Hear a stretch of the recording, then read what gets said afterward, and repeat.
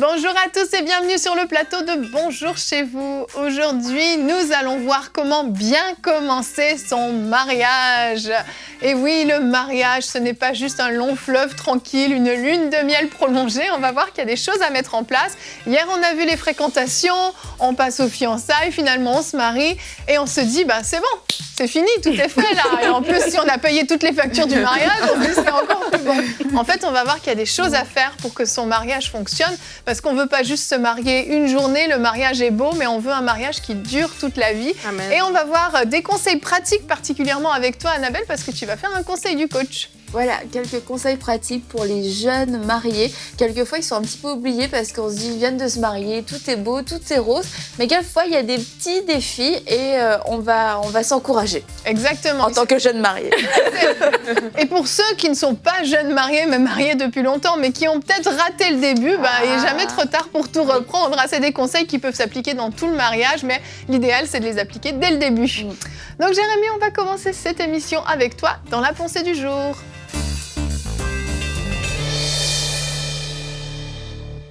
Tu n'es plus célibataire, bien sûr si tu es marié. Et donc cette pensée va s'adresser d'abord des célibataires qui disent Amen. À ceux qui... Oui, si vous n'êtes pas célibataire, prenez cette parole pour vous. Au nom de Jésus. Alors, simplement rappeler que le mariage est une institution voulue par Dieu. C'est vraiment une institution, une ordonnance divine pour ceux qui veulent ne faire qu'une seule chair avec quelqu'un qui est du sexe opposé et qu'on se marie devant Dieu. Donc il y a un mariage qui est spirituel. Mais il y a aussi un mariage qui est légal. On ne fait pas l'un sans l'autre, les deux sont vraiment importants. Et pour cette pensée, je veux reprendre un peu une image qu'utilise l'apôtre Paul dans le livre de Corinthiens au chapitre 13. Il a parlé de l'amour et il a dit « Lorsque j'étais enfant, je parlais comme un enfant, je pensais comme un enfant, je raisonnais comme un enfant. Lorsque je suis devenu un homme, j'ai mis un terme à ce qui était de l'enfant. » Alors, j'ai changé un peu les mots et pour faire ressortir quelques vérités. Lorsque j'étais célibataire, je parlais comme un célibataire. Je pensais comme un célibataire. Je raisonnais comme un célibataire. Mais quand je suis devenu un homme marié, j'ai mis fin à ce qui était du célibataire. Et en fait, je voudrais vous encourager, vous donner un petit travail pratique, à prendre ce verset à la maison et à prendre chaque partie du verset et à penser comme quelqu'un qui est marié, si vous êtes marié bien entendu, mais si vous n'êtes pas marié, à commencer à penser, à vous dire quand je vais être marié, qu'est-ce qui va changer dans ma façon de penser, dans ma façon d'être, dans ma façon de raisonner, et vous allez voir que effectivement, il y a beaucoup de choses qui vont changer. Donc, le fait que je sois marié, maintenant, je ne suis plus célibataire. Donc, dans ma façon d'être, dans ma façon d'agir, il y a beaucoup de choses qui vont changer. Dans mes relations avec les gens aussi, je suis maintenant un homme marié. Je fais une seule chair avec une personne. Donc, je pouvais parler comme un célibataire, mais maintenant, je ne parle pas comme un célibataire parce que je suis marié. Je pouvais aussi penser comme un célibataire, me dire, tiens, après le travail, je vais aller faire ceci, je vais aller faire cela, mais je ne peux plus penser comme ça parce que je ne suis plus célibataire, je suis marié. Donc, ça va avoir bien sûr des répercussions sur mon agenda. Et je peux aussi me dire, je raisonnais auparavant comme un célibataire, j'entrevoyais mon futur comme un célibataire, donc j'avais tout un tas de raisonnements par rapport à mes finances, par rapport à mes projets. Maintenant, je ne peux plus faire ça, parce que je me suis marié avec quelqu'un, je fais un avec cette personne, et il faut qu'on puisse raisonner ensemble concernant les choses de notre vie. Lorsque je suis devenu un homme marié, j'ai mis fin à ce qui était du célibataire. Je ne serai plus jamais célibataire. Amen. Je suis marié. Et donc, ça va changer des choses. Auparavant, j'ai pris une petite illustration, je vais essayer de la trouver. Auparavant, peut-être que quand tu mangeais un gâteau tout seul, maintenant, tu as besoin de 2 gâteaux tout seul. Ça, c'est pour toi. Ça, c'est pour toi, Evelyne. Et peut-être, si tu avais des problèmes d'argent, auparavant, tu mangeais une fraise. Maintenant, tu vas couper la fraise en 2. Réfléchissez à cela au nom de Jésus et soyez bénis. C'est sûr que c'est un encouragement. Bon appétit, Jérémy. Merci. Excellente pensée du jour. Bon, j'ai particulièrement aimé, non pas les petits biscuits au chocolat, quoique j'aimerais bien les manger, mais j'ai particulièrement aimé ta comparaison avec le verset. Auparavant, j'étais un enfant, auparavant, j'étais célibataire. On voit qu'il y a une vraie différence qui se passe, vraiment. Et si on n'est pas bien préparé au mariage, eh bien, on peut malheureusement être face à un mur au moment des premiers jours de mariage, les premières semaines. Surtout une fois qu'on a justement terminé, on s'est installé. Au début, tout est nouveau, mais on reprend dans la routine, on reprend le travail, on reprend notre petite vie. Et là, dans notre routine du passé, on avait des réflexes qui doivent tomber et on a de nouveaux réflexes qui doivent s'installer. Et ça se fait pas forcément naturellement si on n'a pas été bien préparé. Et justement, au sujet de la préparation, nous vous avons posé une question, un petit sondage sur notre chaîne YouTube. Alors, j'ai l'impression qu'on a beaucoup de jeunes qui répondent à nos sondages parce que je vais vous poser la question, vous allez voir le résultat du sondage. Pensez-vous avoir été bien préparé au mariage? Je commence tout de suite par la C qui nous a dit « Je ne suis pas encore mariée », 71%. Donc, on a beaucoup de célibataires. Si, il faut répondre parce que la question proposait. Mais vous avez été 71% à nous dire que vous étiez encore célibataire et tant mieux, cette émission va vous équiper. 11% ont dit « Oui, j'ai été bien préparé au mariage » et 17% « Non, je n'ai pas été bien préparé au mariage ». Donc, on voit que c'est à peu près 50-50, mais la préparation au mariage peut être parfois un peu négligée. Parfois, c'est dans les églises, il n'y a simplement pas de structure pour le faire, mais c'est aussi dans les familles. On ne se prépare pas au mariage que dans l'église, on se prépare dans les familles, on a des conseils des aînés, etc. Puis parfois, les futurs mariés pensent qu'ils n'ont pas besoin d'aide, qu'ils n'ont pas besoin de conseils. Alors finalement, ils disent « Non, j'ai pas besoin de cours de préparation au mariage, on va se marier parce qu'on s'aime, puis tout va bien ». Et des fois, c'est une bonne façon de penser, mais quoi, soit... je crois non, c'est une mauvaise façon. Je rectifie. Non. Mais en fait, ce que je veux dire, c'est que si tu te sens préparé, en fait, quand tu vas arriver, tu vas voir des choses que tu vas te dire, peut-être que j'aurais dû être préparé. Enfin, c'est comme ça que je comprends. Oui. Mais ce que j'ai envie de dire, c'est parce que quand on rentre dans le mariage, on a des attentes. Et des fois, les gens, justement, ils vont rentrer en se disant que mais non, moi, j'ai pas besoin. Parce qu'ils ont inconsciemment des attentes. D'autres personnes vont être préparées et ils vont être conscients des attentes qu'ils ont. Mais soit tout le monde a des attentes lorsqu'on rentre dans le mariage. Maintenant, après, est-ce que ces attentes sont les bonnes attentes? Jérémie a parlé dans sa pensée que tu n'es plus célibataire. Et je crois qu'il y a beaucoup de gens qui rentrent dans le mariage et qui ont des difficultés au départ parce que dans leurs attentes, ils ont des attentes de célibataire. Ils ont des attentes égoïstes, en fait, des attentes égocentriques. Il y a personne qui, c'est rare, les gens qui se disent « Oh, j'ai trop hâte de me marier pour pouvoir servir mon mari ou servir ma femme, pour pouvoir faire tout ça pour elle. Oh, j'ai trop hâte de me mettre à son service de 24 heures. » De laver son linge. Personne dit ça. Moi, j'avais hâte. La plupart Ils ne savaient pas faire de lessive, j'avais compassion. La plupart ont hâte d'être rencontrés dans leurs besoins, d'être rencontrés dans ce qui leur manque, en fait, d'être comblés. Et c'est pas mauvais en soi, mais je crois que c'est important de remettre les choses au bon ordre et d'ajuster par rapport à la réalité. Parce que quand on a beaucoup d'attentes, et des fois, quand on parle du début du mariage, ce qui va des fois venir créer un souci, c'est que l'homme, par exemple, va avoir des attentes, parce que la femme et l'homme sont différents, chacun a des attentes différentes. Donc, une femme qui a des attentes, par exemple, que son mari lui donne plein de cadeaux, ou bien que tous les soirs, on doit manger ensemble, et l'homme qui a des attentes que sa femme soit toujours au top dans sa beauté, dans son apparence, etc., qui soit toujours près de lui physiquement et tout ça, ce sont des attentes, mais après, parce que je ne suis pas célibataire, mes attentes ne sont pas égoïstes. Donc, ça veut dire, en tant que femme, si je connais notre salaire, je connais le salaire de mon mari, je ne peux pas me dire, je veux que tu m'achètes des trucs hyper chers, quand je sais que notre budget, en tant que jeune mariée, on ne peut pas se permettre. Et des fois, ça vient frustrer l'autre, ça vient créer des malentendus. Mais si je comprends qu'en fait, les cadeaux, c'est juste une expression de ton amour, l'autre va t'aimer d'une autre manière, il va te donner peut-être des cadeaux moins dispendieux et tu vas les apprécier. Pourquoi? Parce que le but, c'est qu'on ait une équipe. De la même manière, l'homme aussi, qui va avoir des attentes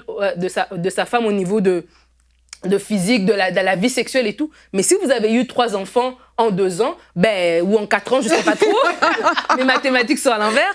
Il y a eu des jumeaux. Oui, il y a des jumeaux. Mais tu sais, c'est sérieux. Et il y a des gens qui ont des soucis dans leur couple au début. Il y a cette frustration-là. Mais si tu l'aimes et tu vous aimez, vous savez que vous êtes une équipe, du coup, tu sais que cette attente-là, elle est pas réaliste, elle est égocentrique. C'est une attente de célibataire. Et je suis un homme marié, je suis une femme mariée. Et l'attente par excellence, l'attente suprême, c'est l'attente que Dieu a envers notre couple. Et Dieu s'attend à ce que notre couple reflète sa gloire. Dieu s'attend à ce que notre couple reflète l'amour, le respect, la communion, toutes ces bonnes choses, que notre couple vraiment soit un bon témoignage. Et c'est ça qu'on on doit aspirer en fait. Exactement. Notre verset du jour aujourd'hui est dans Deutéronome 24 au verset 5. C'est un verset qui nous montre, c'est peut-être même le seul qui parle vraiment des débuts du mariage. Lorsqu'un homme vient de se marier, il restera disponible pour son foyer pendant 1 an et fera la joie de la femme qu'il aura épousée. Et les femmes disent Amen. Il est rare ce verset. Il est rare ce verset. On n'en parle pas souvent. C'est très puissant. Ce verset nous parle du service militaire. À ce moment-là, les jeunes mariés étaient exemptés du service militaire pendant 1 an. Donc, il ne s'agit pas d'arrêter de travailler pendant 1 an, je précise. Mais en fait, ce verset nous montre une responsabilité de l'homme d'être disponible pour sa femme, parce que Dieu connaît les besoins de la femme. Et en fait, ça nous... Pardon? C'est pas moi, c'est derrière. C'est derrière. Mange ton chocolat. Et en fait, ce verset nous montre que l'homme doit être présent dans son foyer parce que peut-être que justement, avant d'être marié, l'homme avait l'habitude d'être très indépendant, très autonome. Mais aujourd'hui qu'il est marié, il doit consacrer du temps à sa femme et à faire la joie de sa femme. Moi, je dis Amen. En effet, c'est vraiment fort ce verset. D'ailleurs, on l'utilise régulièrement avec Annabelle quand on fait des conférences de couple. Tu n'es plus célibataire, on l'a dit. Et parce qu'on n'est plus célibataire, c'est sûr qu'il y a des choses qu'on doit mettre en place dans notre vie pour que ça réussisse. Et je crois que vraiment, dans le cœur de Dieu, un mariage est appelé à réussir. C'est pas normal si ça ne va pas. Je veux dire, c'est pas le plan de Dieu. C'est pas ce que Dieu veut. On peut réussir, on peut être heureux, on peut être épanoui, on a dit, c'est pas un long fleuve tranquille, etc. Toujours, c'est vrai, il y a des temps qui sont plus difficiles. Mais je crois que c'est le plan de Dieu qu'on soit dans un pays où coule le lait et le miel. Amen. Et donc, ça va demander de l'investissement pour apprendre à cultiver cet amour. Tu donnais au tout début, tu parlais de l'argent qu'on peut investir dans le mariage. Pour le jour du mariage, effectivement, il y en a qui restent avec des dettes pendant longtemps parce que ça a coûté trop cher, plus que leur budget. Et quand cet argent est dépensé, on va avoir besoin encore d'argent. Et c'est un peu pareil avec l'amour. Il y a un amour qu'on dépense, entre guillemets, tous les jours. Il faut que l'amour puisse être cultivé. Et ça, c'est une des choses peut-être les plus importantes à comprendre au début du mariage. Je dois cultiver l'amour. Donc, je dois faire en sorte de faire, effectivement, la joie de mon épouse. Et en tant que mari, c'est une bonne question à se poser. Seigneur, comment je peux rendre heureuse mon épouse? Amen. Et c'est vrai, tu le partageais, Nadine, on pense beaucoup comme d'une manière égoïste, d'une manière même célibataire. Et des fois, ça reste toute une vie. Il y a des gens qui restent avec cet état d'esprit, et donc c'est pour ça qu'ils arrivent à la maison, ils ne s'occupent pas de l'autre, ils font leurs affaires, etc.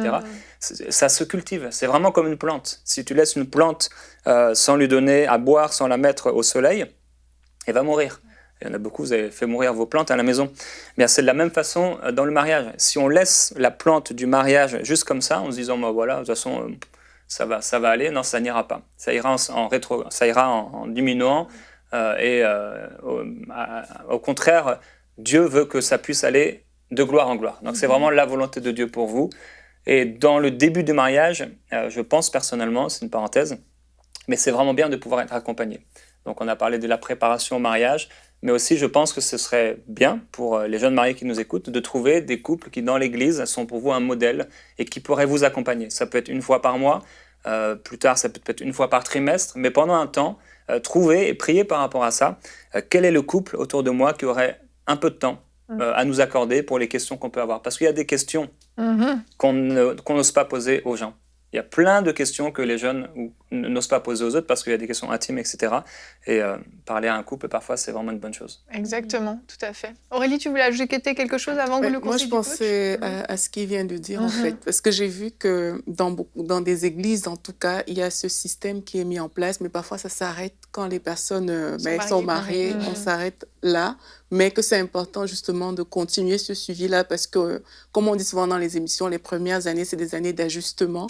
Et par rapport aux ajustements, il y a des questions qui se posent, comme Jérémie disait. Tout à fait, tout à fait. Très bon conseil. Et on continue avec des conseils du couple Sourdril de gloire dans la rubrique Conseil du coach. Ok Annabelle, on va enchaîner avec des conseils bien pratiques pour nos chers amis jeunes mariés qui nous regardent. Donc on le disait en début d'émission, c'est pas forcément si facile que ça. Les jeunes mariés peuvent avoir des problèmes aussi. des problèmes, même s'ils n'ont pas de problème, en tout cas, on se retrouve dans une nouvelle dynamique. On n'a jamais été mariés. On prend le cas des jeunes mariés qui n'ont jamais été mariés. Du coup, on est confronté à des questions, on est confronté à des situations qu'on n'a jamais vécues. Donc, c'est normal qu'il y ait un temps d'adaptation, qu'il y ait un temps, qu'il y ait des essais, puis qu'il y ait des ratés aussi. Mais vu qu'on est jeunes mariés, on peut avoir un petit peu honte. Ça vient casser la belle image, jeunes mariés, tout beau, tout heureux. Puis, quelquefois, du coup, ils sont un petit peu délaissés, ils viennent de se marier, on va les laisser tranquilles, tout va bien pour eux. Puis finalement, c'est des gens quelquefois qu'on peut retrouver 5, 10, 15 ans plus tard avec des problèmes qui sont nés justement au début du mariage et qu'on n'a pas su déceler ou qu'on n'a pas su régler. Donc c'est pour ça que c'est important de savoir comment bien partir, comment bien investir, parce que quelquefois, c'est pas des erreurs où ça va créer des séparations, mais quelquefois, on va juste perdre du temps et on peut juste s'éviter ce genre de choses. Donc, en gros, on vit pas juste d'amour et d'eau fraîche. Non, oui et non. Est-ce que vivre d'amour et d'eau fraîche, c'est un mythe ou une réalité? Alors, j'espère que c'est une réalité parce que c'est important de se dire, écoute, si il restait que nous deux sur la terre, qu'il y avait plus rien d'autre, on serait quand même heureux parce qu'on s'aime, etc.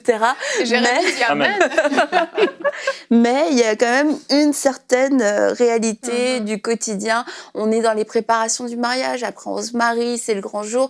Quelquefois, pour ceux qui sont les plus bénis, partent en lune de miel. Et là, t'es coupé du monde, tu es dans un endroit peut-être où t'es jamais allé de ta vie, le plus bel hôtel où t'es jamais allé de ta vie. Donc tu vis des expériences fortes. Et après, tu reviens chez toi. Et là, il faut retourner soit travailler, soit aux études. Les premières factures arrivent, les premières disputes arrivent, les premiers désaccords, les repas avec la belle famille. Tout ce qu'on trouvait mignon, mais qui revient tous les jours et plusieurs fois par jour, finalement, ça devient quelquefois moins mignon. Et du coup, on peut être déstabilisé tout simplement par le quotidien qui reprend. Et la Bible, Paul avait prévenu, il a dit que celui qui est marié s'occupe des affaires de ce monde pour plaire à sa femme et que la femme aussi, de son côté, la femme mariée se préoccupe des affaires de ce monde pour plaire à son mari. Et c'est vrai que quand on se marie, on a des nouvelles responsabilités à ajouter. Comme on l'a vu dans la pensée du jour, on n'est plus célibataire. Et en fait, l'amour et l'eau fraîche sont encore là, mais est-ce que c'est suffisant pour que ça avance bien? En tout cas, faut pas se reposer que sur ça parce que sinon on va vivre des désillusions et il y aura des discussions plus sérieuses, il y aura des prises de décision, il y aura des moments où on voit pas des étoiles dans nos yeux, dans les yeux de l'autre et tout. Non, il y a des choses, c'est pas hyper. Tu passes la serpillière, tu nettoies les toilettes de ton appartement, de ton nouvel appartement avec ton nouveau mari ou ta nouvelle femme et c'est peut-être pas aussi que ça, c'est pas le moment le plus palpitant de la journée. Donc voilà, est-ce que l'amour et l'eau fraîche suffisent? Il faut aussi de l'organisation et puis savoir que le quotidien va revenir. Exactement. Il faut avoir une vision aussi. Ah oui, ça c'est vraiment en fait quasiment le point le plus important, je pense, parce que lorsqu'on a une vision, lorsqu'on est jeune marié, normalement, on l'a vu dans les fréquentations, dans les fiançailles, il y a des choses dont on doit parler. Et en tant que jeune marié, on doit savoir à quoi Dieu nous appelle, qu'est-ce qu'on veut faire, où est-ce qu'on pense qu'on va être, où on va aller dans les 5 ans, dans les 10 ans, dans les 20 ans à venir. Après, ça ne veut pas dire qu'on a toutes les réponses, parce que quelquefois, il y en a, ils veulent se faire un plan d'action, c'est un peu flippant, mais c'est d'avoir des grandes lignes. Et je me souviens, avec Jérémy, nous, on savait qu'on était appelés au ministère. C'était pour nous notre appel, mais du coup, on était prêts à tout. On était prêts à aller au bout du monde, je ne sais pas trop où. Au Canada, ça a l'air trop bien pour nous. C'est clair. Mais on était oui, là, la caravane, bref, tout, quoi. Pays en guerre, tout ce que tu veux. Mais ça a créé en nous quelque chose qui n'était pas de l'insécurité, ça a créé vraiment un désir d'obéir à Dieu. Et puis c'est comme nos premières années, on était un peu sur le qui-vive constamment. Qu'est-ce que Dieu veut faire? Et nous, on a pris certaines décisions à cause de ça. Et Habakkuk, on lit dans Habakkuk 2, mets la vision par écrit, grave-la sur des tables afin qu'on la lise couramment. Et je crois que c'est important en tant que jeune couple d'écrire sa vision et puis d'y revenir régulièrement parce que ça va être comme un fil conducteur. C'est la direction qu'on veut prendre et ça va nous éviter de nous perdre peut-être avec des opportunités de travail, avec des moments plus difficiles aussi où on va prendre des décisions sur un coup de tête. Et là, la vision va tout de suite nous recadrer. Ok, non, c'est vers ça qu'on veut aller. Et puis, au fur et à mesure du temps, la vision va s'affiner aussi, mais ça va vraiment nous permettre de garder le cap. Excellent. Alors, on choisit plutôt aventure ou vie bien stable? Là, ça dépend vraiment de la vision. C'est pour ça que je dis que c'est vraiment un point important. Si, mettons, le Seigneur met à cœur à un jeune couple de fonder son entreprise et qui parle par rapport à ça, l'entrepreneuriat, etc., ça va avoir une influence peut-être sur les études. Est-ce qu'il y a quelqu'un qui a besoin de reprendre des études? Peut-être qu'on avait le désir, on s'était dit non, on va s'acheter une maison, on va faire ci et ça. Et du coup, on va revoir. Ok, il y a des études, c'est où ces études? Au niveau des finances, est-ce qu'on du coup on va économiser pour une maison? Est-ce qu'on économise pour lancer notre entreprise? Est-ce qu'on on fonde une famille tout de suite? Est-ce qu'on fait des enfants tout de suite? C'est vraiment ça va être la vision en fait qui va déterminer ça, parce qu'on peut soit l'un ou l'autre, on peut rentrer dedans avec beaucoup de préjugés. On est jeune marié, on part à l'aventure, on claque tout notre argent, tout le salaire qui rentre, direct on part, on se prend un vol, on profite à fond. Vous avez raison, faites-le avant d'avoir des enfants. Et on fait ça, on s'achète pas de voiture, on fait du stop. Ou alors il y en a, ok, on est marié, on met tout en commun, on dépense plus rien, et pendant 5 ans on voyage plus, on fait ça, on va s'acheter notre maison, blablabla. Il y a un peu ces deux extrêmes, mais ça doit pas dépendre de nos aspirations personnelles, notre manière d'avoir été éduqués. C'est vraiment la vision qui va dicter ça. Par contre, là où j'aimerais vraiment insister, c'est que ce temps à deux, c'est un temps, un temps qui ne reviendra jamais. Oui, quand les enfants vont partir, mais même quand les enfants vont partir, on sera plus jeune mariés, on n'aura plus le même âge. Donc, il y a quand même ce moment qui est unique dans la vie des jeunes mariés où on doit apprendre à passer du temps ensemble et se dire, s'il y a un truc un peu fou à faire, on peut le faire maintenant. Avec Jérémy, franchement, il n'y a pas grand-chose qui pouvait nous arrêter. Non, même au début, quand on a eu Eden, on était un peu... bref. Mais j'ai pas de regrets en fait, parce que c'était le temps où on pouvait le faire. Et puis maintenant que je suis devenue une dame, il y a des choses que je ne voudrais même plus faire. L'aventure me ferait plus du tout rire. Je suis devenue snob. Donc c'est important de profiter de ce temps qui est vraiment unique. Et puis aventure ou stabilité, c'est vraiment dans les finances, le temps libre et les enfants, c'est la vision qui va le déterminer. Et du coup, ça me fait arriver, merci, à mon dernier point, le fait de passer du temps ensemble, ça va nous permettre d'apprendre à se connaître, que ce soit physiquement, émotionnellement et spirituellement. Et en fait, vraiment, dans apprendre, il faut comprendre qu'il y a un processus. Et c'est peut-être là que viennent les désillusions et les déceptions. On a déjà passé les fréquentations, les fiançailles, on se marie, ça va être génial, on rentre dans le mariage, un mariage mature, un mariage épanoui. Mais en fait, il y a ce processus d'apprentissage. Et physiquement, c'est au niveau de la sexualité. Alors, en tant que jeune chrétien, des fiancés chrétiens, normalement, il n'y a pas eu de sexualité avant le mariage, donc on se dit, le jour de la nuit noce, ça va être l'explosion de bonheur, etc. Et ça peut être la déception. Déjà, si la jeune mariée était vierge, ne serait-ce que physiquement, oui, il y a des douleurs, ça peut être surprenant, surtout si on n'a pas été informé, surtout si on n'a pas été formé, on n'a pas été suivi. Et là, d'un seul coup, ça remet tout en question, ça crée même des frustrations, des disputes, et du coup, la sexualité, ça devient devient un sujet tabou. On sait pas trop. On s'imaginait que ça allait être génial, puis c'est pas si génial. Finalement, on fait pas l'amour 10 fois par jour. On n'est pas en train de vivre tout nu. C'est des choses comme ça. Apprendre à se connaître physiquement. Donc la sexualité, ça va être aussi un apprentissage. On va apprendre et puis on va grandir et puis ça va aller de mieux en mieux. Apprendre à se connaître émotionnellement. Ça, c'est au niveau du caractère, des réactions, de la personnalité. Il y a des choses qui vont ressortir une fois mariés, même si on a eu un bon suivi, parce que on n'a jamais été dans ce rôle, dans cette position d'époux ou d'épouse. Donc, on va être confronté à des nouvelles choses et quelquefois, il y a des choses qui vont ressortir de nous et que l'autre va voir, on va dire « Oh, ça, c'était pas dans le contrat ». Et on va apprendre à se découvrir et puis aussi à s'apprivoiser, à se connaître, à se comprendre et à mieux communiquer, mieux comprendre les besoins de l'autre et apprendre à se connaître spirituellement. Parce que c'est deux appels de destinée qui se rencontrent et là il va y avoir un chemin commun dans lequel on va devoir marcher et quelquefois on n'a pas exactement les mêmes appels et ça peut créer de la confusion. Je comprends pas comment moi je vais pouvoir entrer dans mon appel si toi t'es dans ton appel, mais si on s'est marié et qu'on a eu l'approbation de Dieu, Dieu n'est pas fou et Dieu va savoir comment faire en sorte que ça fonctionne. Jérémie et moi, si on avait vu une image de nous aujourd'hui, on se serait dit mais jamais on pourra fonctionner ensemble, jamais on pourra servir le Seigneur ensemble. On est trop différents, mais le Seigneur a su comment nous réunir. Et aussi, au niveau de la vie spirituelle, ça peut être une surprise quand on se marie, parce que là, comme on dit, l'homme et la femme mariée se préoccupent des choses, de plaire à leur mari ou à leur femme et tout ça. Et du coup, on peut être déstabilisé dans notre propre vie spirituelle, parce que d'un seul coup, il y a quelqu'un d'autre qui est là, je peux plus me lever à la même heure, je peux plus prier comme je veux, etc. Et puis l'autre aussi, on comprend pas trop sa vie de prière. Toi, tu jeûnes pas autant. Tu veux tout le temps manger, pourquoi t'es pas spirituel?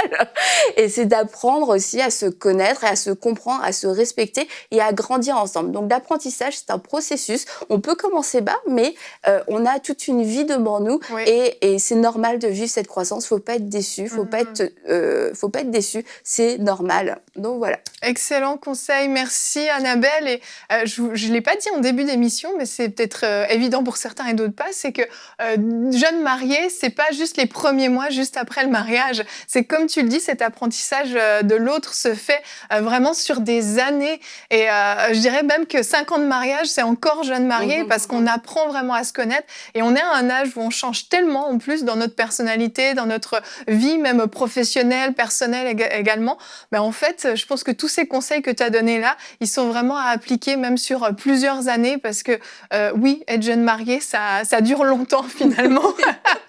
Merci beaucoup pour ces excellents conseils. Merci à vous tous, chers chroniqueurs, et merci, chers téléspectateurs, de nous avoir suivis. On va se retrouver demain. Tu dois finir ce que tu as commencé sera notre thème du jour. Nous allons vous motiver à reprendre peut-être des projets que vous avez mis de côté pendant un peu trop longtemps. On va aller au bout. Si, comme moi, vous avez tendance à ne pas finir ce que vous commencez, je pense que ça va vous intéresser. Et nous aurons notre invité, le pasteur Papicho Akiewa, qui sera avec nous. Et nous aurons la rubrique C'est mon histoire, culture et médias, pardon. Et pasteur, j'ai une question. On se retrouve demain. Bonjour chez vous.